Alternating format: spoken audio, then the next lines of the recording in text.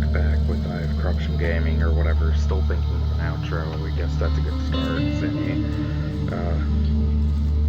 I decided, since all I'm really probably going to be doing for the next few minutes or hour or so is driving, I might as well do some introduction stuff to showing an old game that I really like, which is this nice little gem known as Fallen Earth. If anyone's ever played a game called Star Wars Galaxies, think that, but on post-apocalyptic Earth, instead of in the Star Wars universe. That's basically what it is.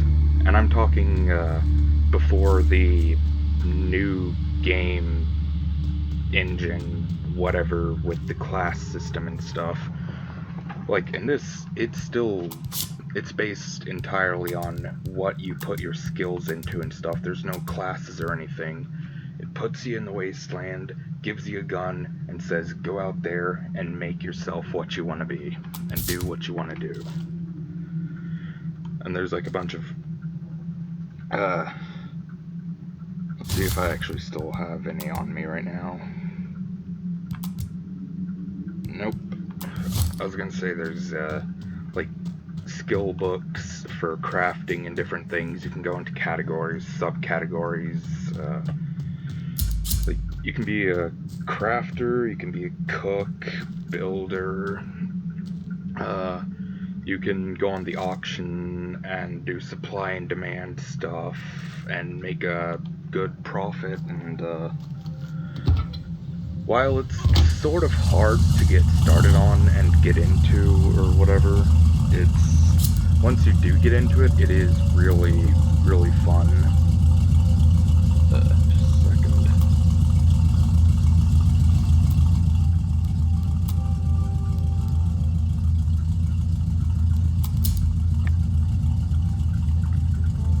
I hope you guys could hear me over that, but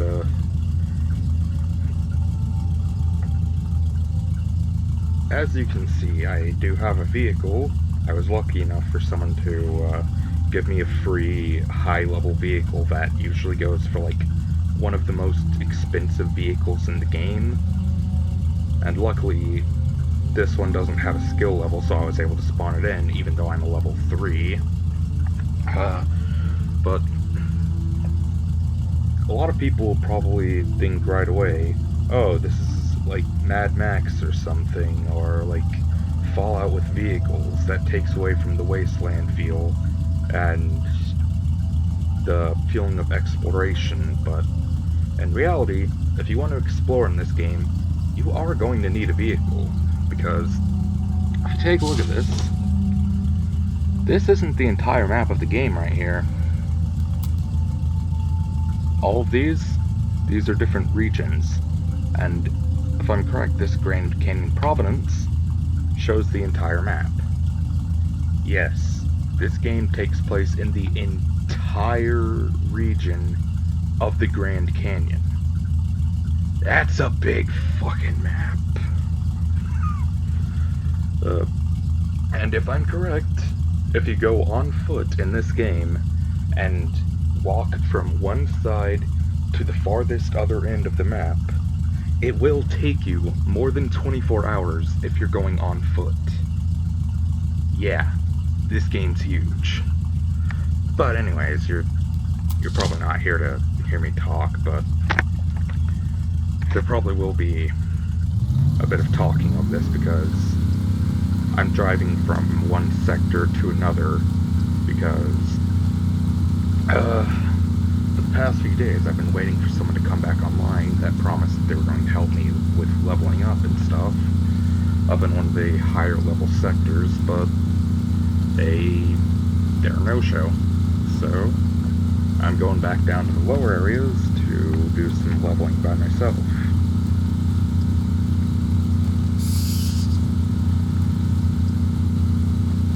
And sorry if I do go silent or whatever, or if it was uneventful, but yeah, this game involves a lot of traveling, so...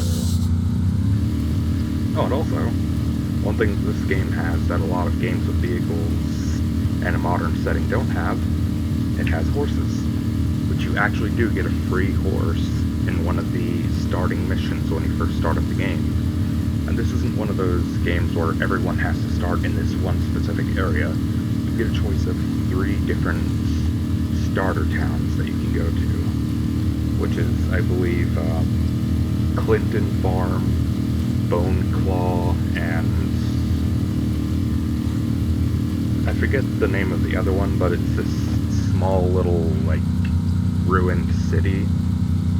There's one of the towns right there, Spider Hill. Yeah. Oh, and real quick thing I'm gonna show off is, a lot of people, when they start in this game, they're always asking, oh, is there a way to fast travel? I need to get to a certain place, and I don't have the time to keep traveling between there and here. While there is technically a fast travel system, it's not how you would expect it to work.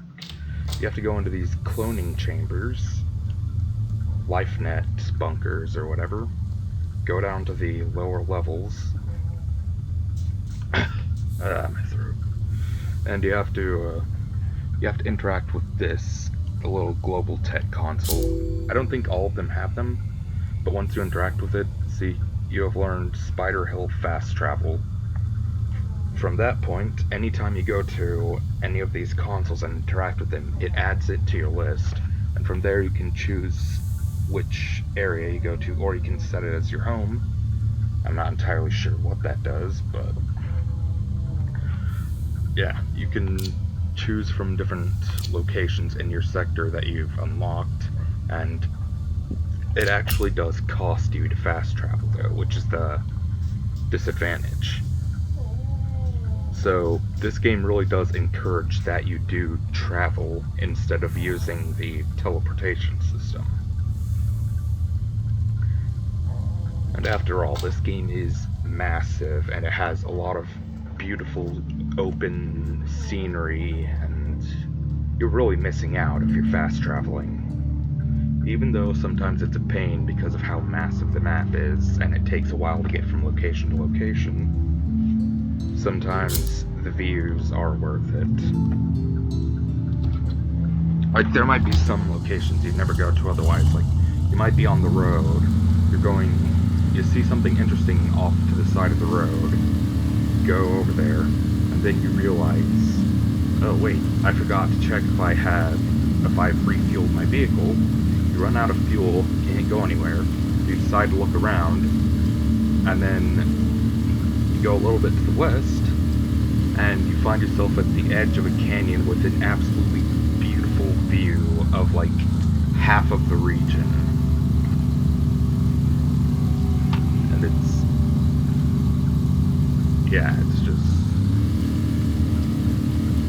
it does pay to explore for those small moments where you actually get to experience something more than just point A to point B. Like what people say in the real world, it's not about the destination, it's about the journey. That does apply very heavily in this game.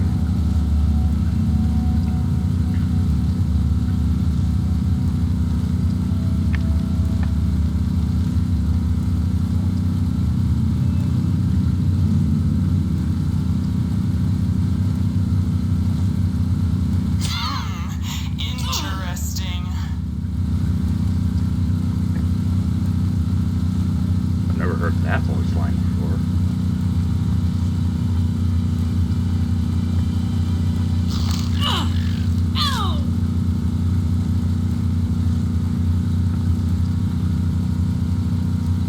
Even though this is an old game and was basically abandoned by developers, and I think it was picked up by another company, which has also since abandoned it, the servers are still up, and there are still a decent amount of people online.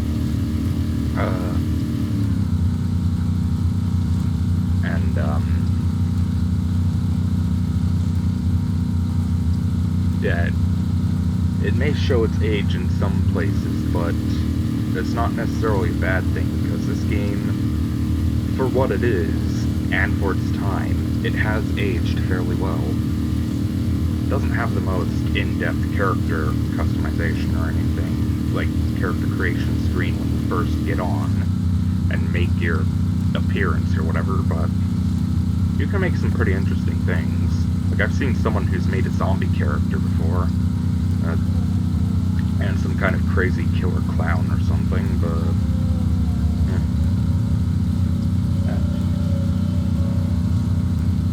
pugs are very loud snorers. Stop snoring.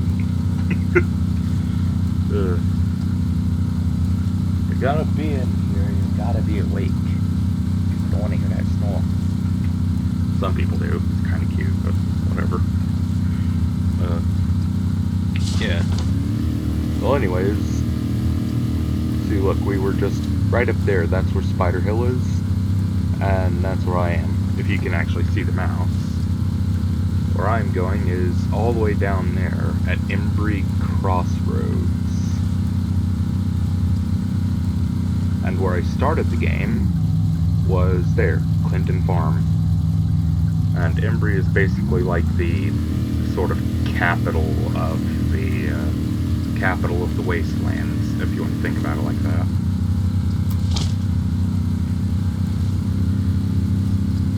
Back in the day, it used to be like, it was absolutely overcrowded and you would get so much lag because there was just so much stuff going on there. These days, sadly, it's just a shadow of its former self. Ah, jeez. Shit. Oh, hey. I don't think I've encountered these NPCs before. I don't have anything to say. Oh.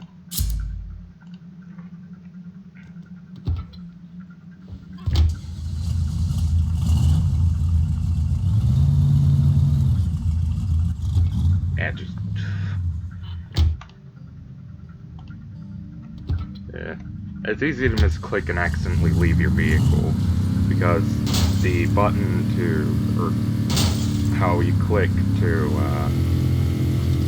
exit the vehicle is the same button as it is to use the free camera. So, yeah. The button mapping is a bit odd, but it works. Most of the time.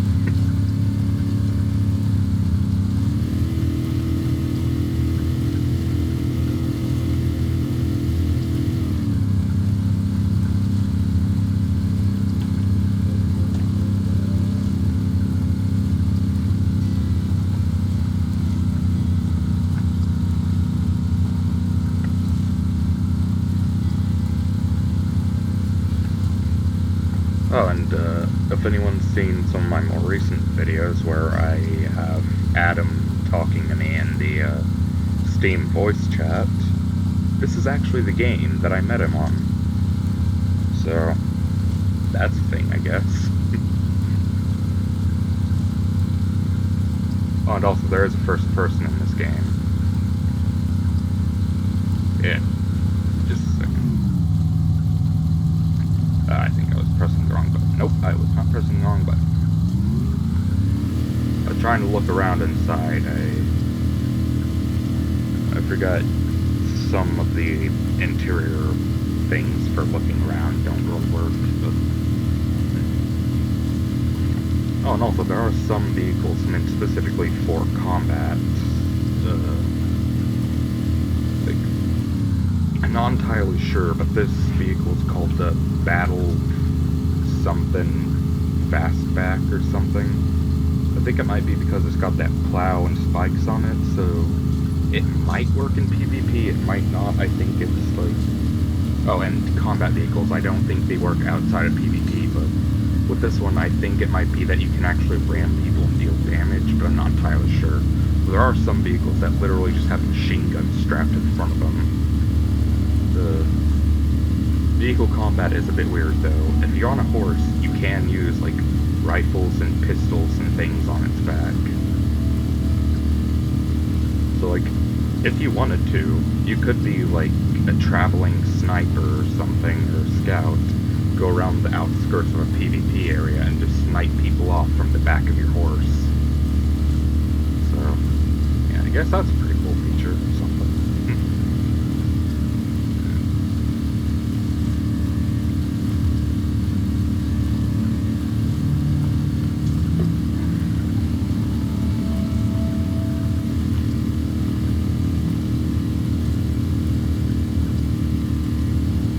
Also, if it isn't obvious, this character isn't like my main character, or at least it wasn't before, it is now.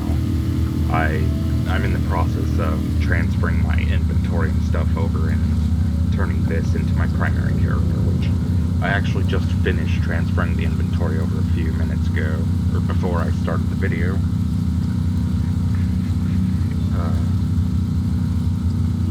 And now I'm in the process of trying to level up. Hey, I remember this place. Oh, I remember this place. Random little fun fact. When Adam and I were playing this game together, back when he used to play it, he might get back into it, I don't know, but I was somewhere around here, like up on a tower, waiting for him to come to me because he was somewhere else farther away. I was just sitting up in a sniper tower overlooking a camp of enemies. I was drinking some Coke, and he started making jokes. One of them made me laugh so hard, I accidentally, like, broth in Coke. However that's said. But, luckily it wasn't enough to kill me, but it was enough to be annoying, hurt like hell, and make my breath smell like Coke for the next month.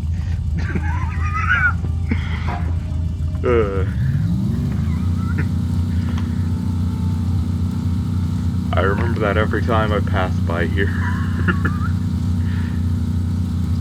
Damn. I forget what joke he said. Oh, hey, sign. I was gonna say I forget what joke he said, but whatever. Up there, blood sports. That's actually a sort of like minigame or PvP activity, I think.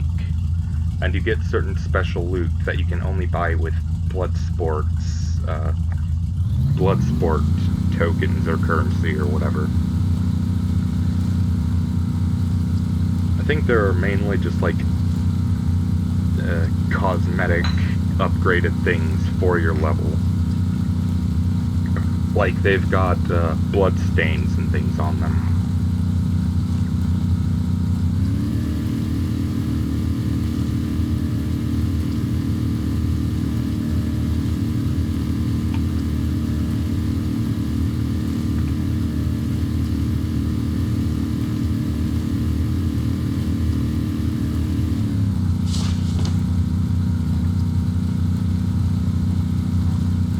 Closer.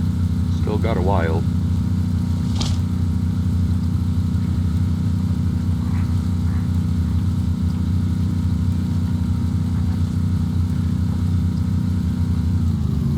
Well, there's a bunch of enemies here, but there's also missions inside, like people that you can get missions from, and like conversers and stores and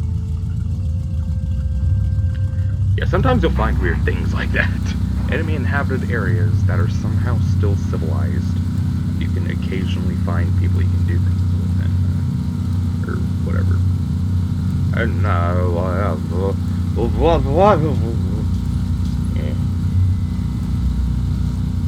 Also, thing I forgot to mention, it's May, yay! And like, let's see, it is the what day is it? The date isn't showing up on Steam, just a second.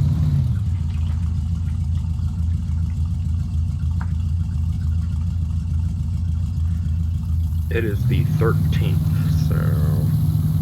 And...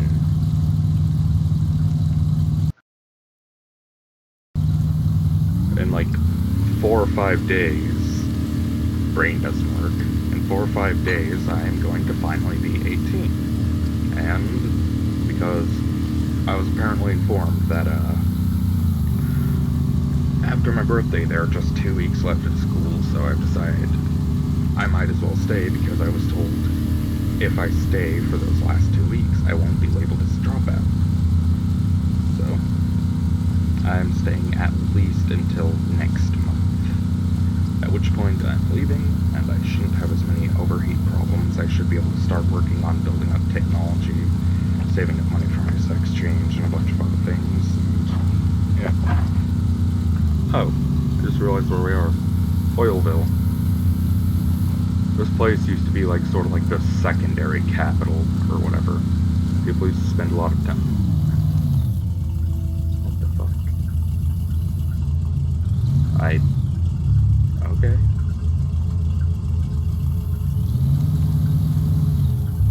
Stop, drop, and off. Okay then. That's not what you're supposed to do, but okay. That works.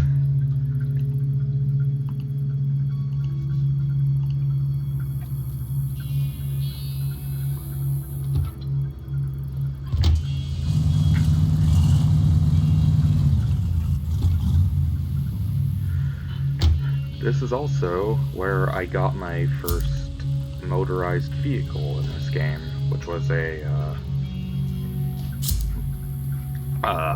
motorcycle, which I actually named after the main theme of the Elder Scrolls 3 Morrowind soundtrack, or whatever, the main theme, which was Narvar Rising. That vehicle is still on my other character, but I can't transfer vehicles over, so sadly it's eventually going to be deleted. Oh, and I don't think it was this specific bunker bar. I think there was one on the other side of this town, but bunker bars were like the place to get together, and like people would do events and things down here. Like they would hold raffles and do gambling and stuff. They're like the place to go to hang out if you wanted to go and like get stuff done and meet people. It's sad to see how empty this game is these days. Back when I first joined, this place was like everyone was playing this game. Not everyone, but like there were a few thousand people online at any given time. These days, I think there's only like, I'm pretty sure there's less than 100 people online at a time. Though that does, however, give that good, like, feeling of isolation and it really being a dead wasteland. Like the world is dead. So, it's got its pros and cons that this game isn't as active anymore, but with any luck, if people start seeing my videos on this game, then I can finally bring some life back to the Wasteland's old tired bones, which would be amazing.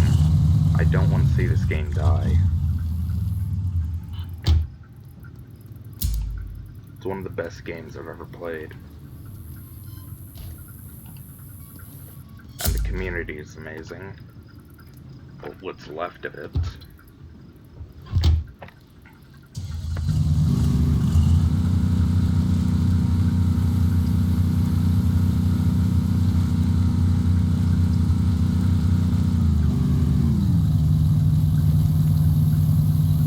I'm gonna go back in there and do something real quick before I head on out.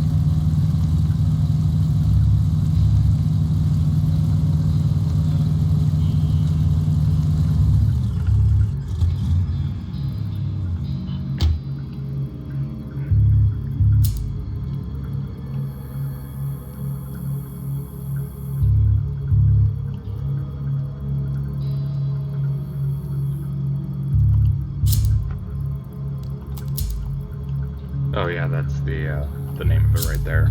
The Flame Battle Fastback. But I've renamed mine the Steel Ripper.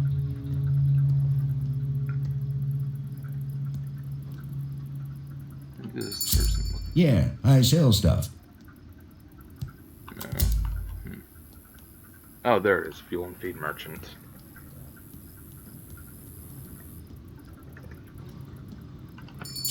You need this.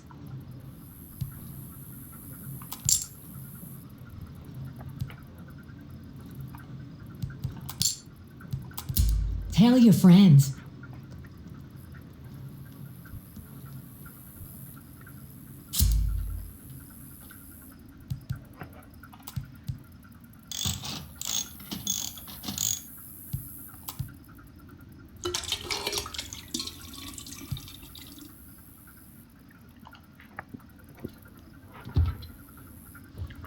Oh, and also they've taken some more realism into effect, like, there are different levels of fuel efficiency depending on the vehicle. Like, certain things burn through fuel like crazy, other ones have like, they only take 1 fuel per tick, some take 25,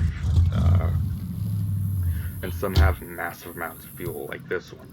This one has the real fuel efficiency of an actual, like, sort of low-grade car. Like, it's something you'd expect a car to have.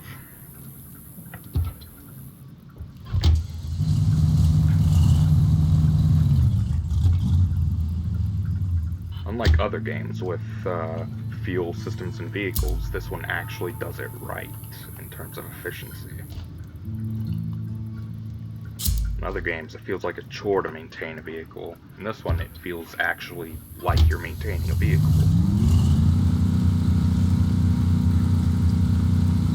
Like, every few day cycles, you could refuel it, or like after every few 100 miles or so.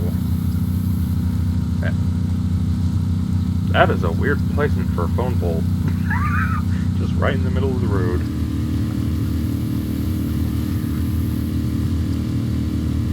Maybe the map designer's hand twitched or something when he was trying to place it. Yeah, whatever brain stuff. Yeah. And also there is vehicle customization.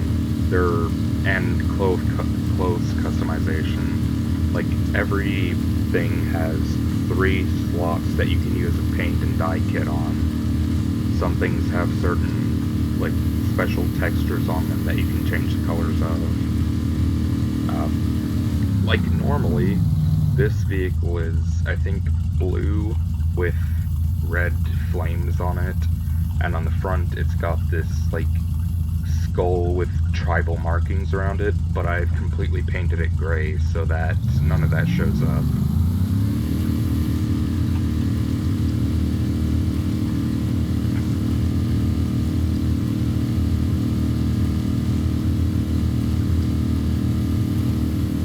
And of course, you can give them their own names and stuff.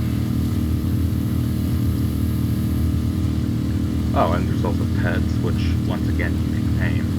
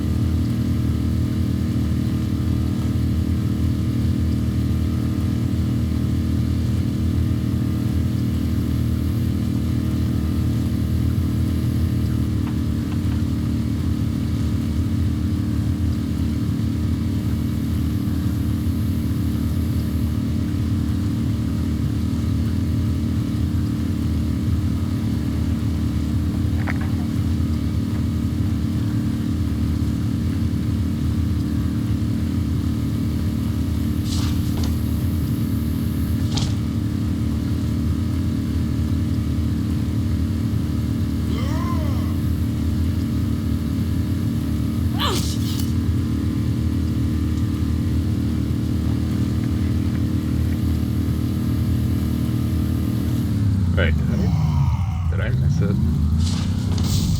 Yep, I went right past it. Oh, wait, no.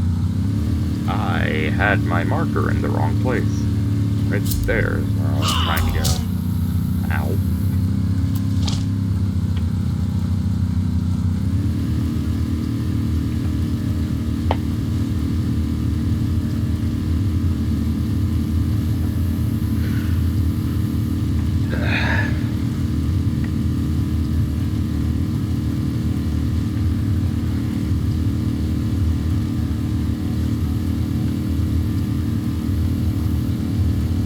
I'm definitely gonna be making videos like this of this game, like,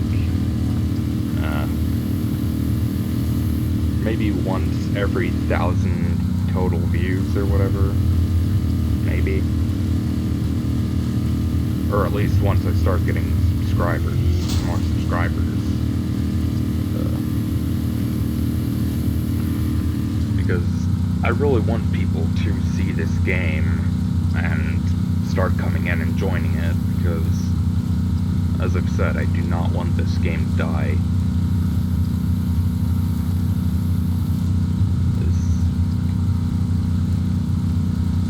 I can't really think of anything else to say. Hey, there's someone else who has one of these. That's an interesting design. White with rust-colored barbs and plow.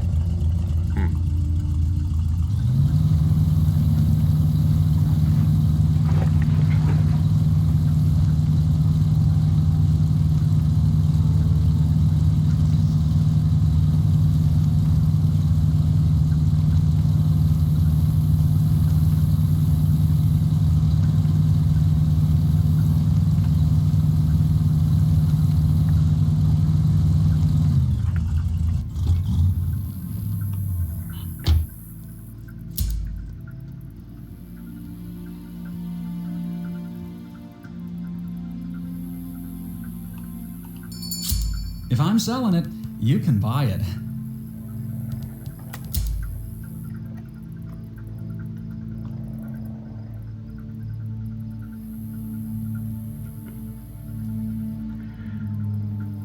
think I'm actually gonna end this video here and start another one. Don't want the computer to end up overheating and just completely corrupting this footage, so yeah.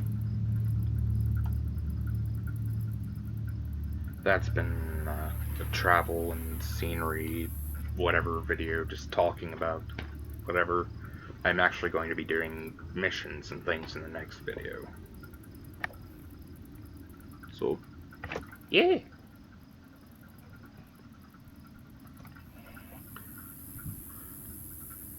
This has been Eye of Corruption Gaming, Mac, whatever, something, blah blah blah, stuff and things, and I'll see you in the next video.